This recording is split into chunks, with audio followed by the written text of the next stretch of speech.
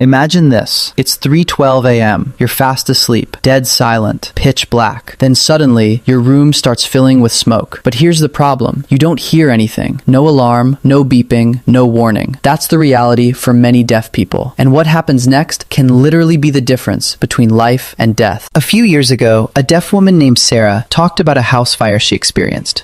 And what stuck with me wasn't even the fire itself. It was what happened before she realized. Everyone else in the house woke up straight away to the smoke alarm. She didn't. She just kept sleeping.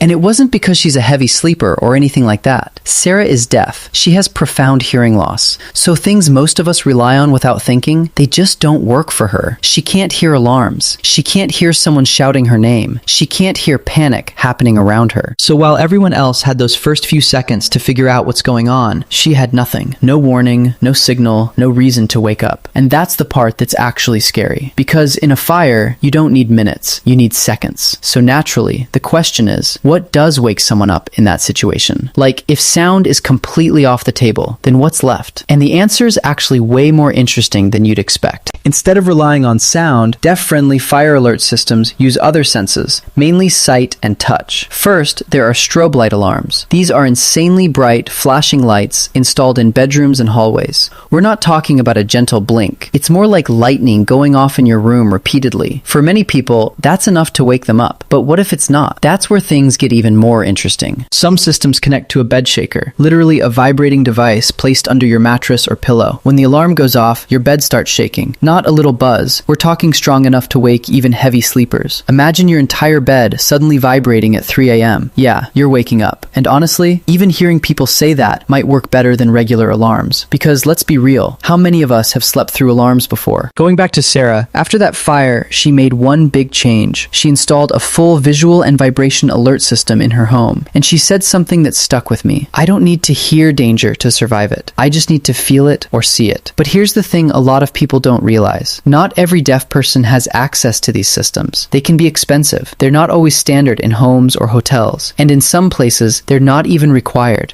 which means there are still people out there relying on luck or someone else waking them up. Think about that for a second. Something as simple as an alarm, something most of us never question, can completely fail someone else. And that's why awareness matters, because safety shouldn't depend on whether you can hear. If this made you think a little differently, share it, because more people need to understand this than you'd expect.